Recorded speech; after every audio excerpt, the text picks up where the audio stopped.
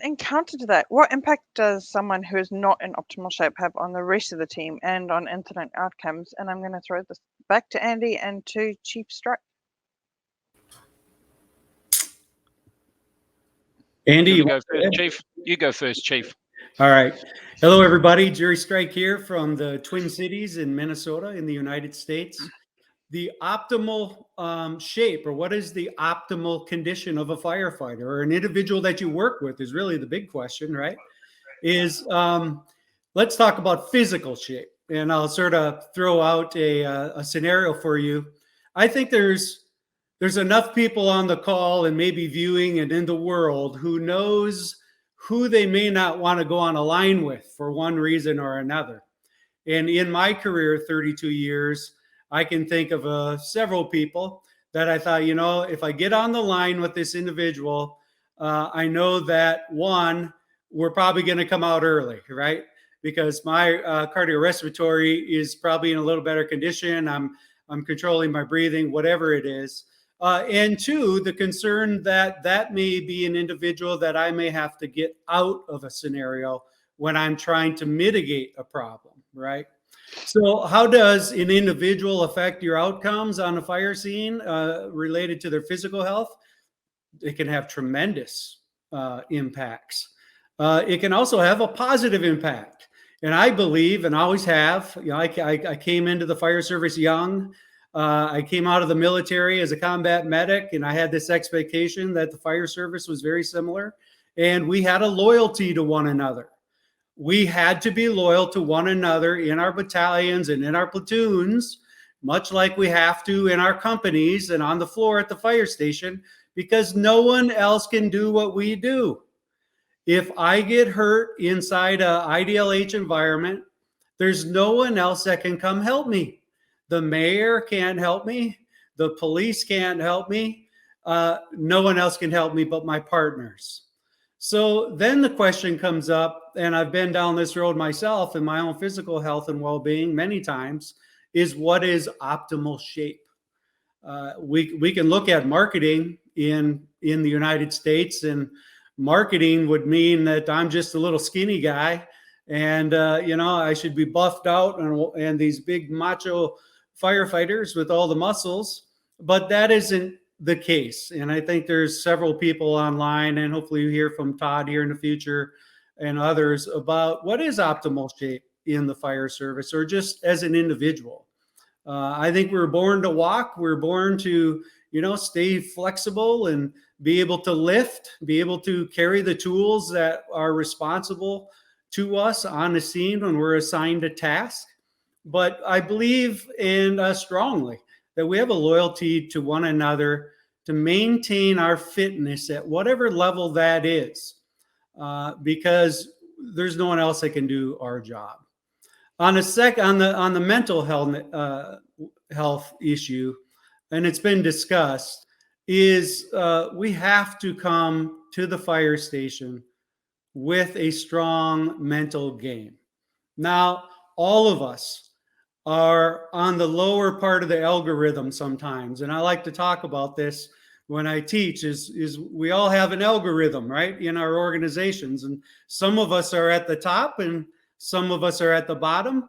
And if we can maintain that nice line of cohesiveness and so on, we're going to be effective. But when we're all on the bottom of the algorithm, whether it's culture or an incident that happened or something, we need to try to get back up. But we know through science and through situational awareness and everything else that the fire service offers and all the experts in the world that our brain changes under stress.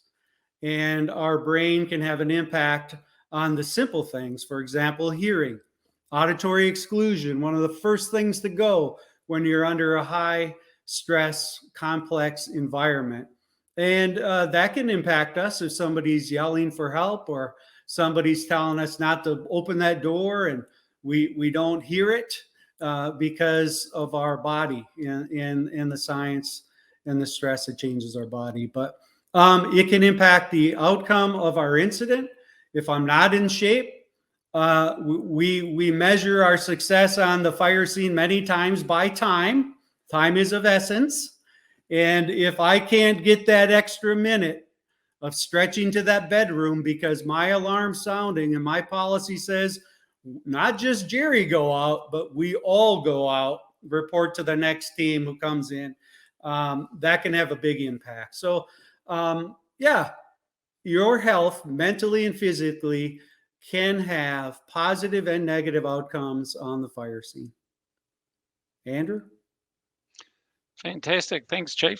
When I looked at this question, I was like, oh, optimal shape. I used to be a personal trainer in former life. So I was like, let's just get in the gym, 6 weeks to shred. Let's all get massive type thing. And that's the stereotype of firefighters, which is often perceived. But, you don't want someone 6'6" climbing in a confined space necessarily. You might want someone a little smaller. But if you want someone to carry, 400 pounds or whatever, then maybe you want someone really strong. So there is an optimal thing, but I guess I'll leave the physical thing, because I guess it's easier to look at and as the chief said, when you're responding to a call or whatever, you can look at your crew and you understand their physical attributes because you can see them.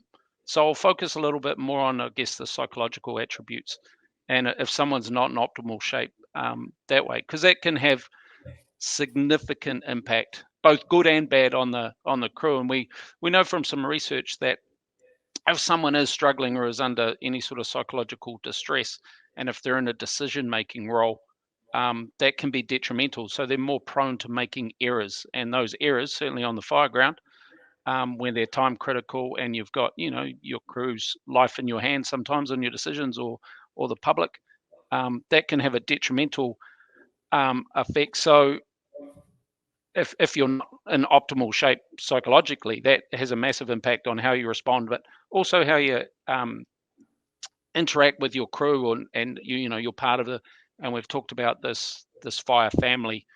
And I think Selena talked a little bit about, she knows her crews better sometimes than some of her family members because of the amount of time we spend with them. So I think if we have our crews and we increase the psychological literacy of our people, they can better understand when people are going through some stuff, and make allowances and hold space for people. I think it's really important. Firefighters love to fix things, so by nature they want to turn up and make things better. And sometimes with our psychological injuries, or when we're in distress, fixing it is not what firefighters can do. Sometimes necessarily don't have the skills to do that, but just holding space for someone and allowing them and saying, hey, I know you're not your best today, but I'm here to help and we'll get through this. Because we can see if they limp into the mess or into the firehouse, and they've got a limp, and you go, you know what, Andy's got a bit of a limp today. I'll tell you what, if we have to run hose today, I'll do the bulk of it. I'll help them out, because that's what we do as a family. And I think that the other thing, I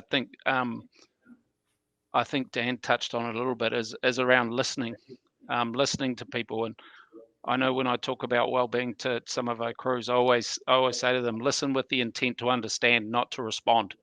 Because sometimes we get trapped in that, oh, I know the answer to this question. Like Jerry's asked me a question. I was like, yeah, shut up, Jerry. I've got the answer. Just let me speak, because I've got all the answers.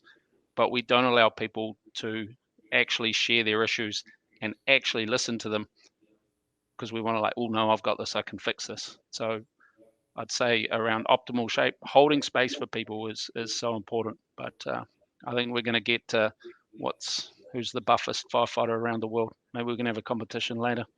I think we have them already. Thank you both.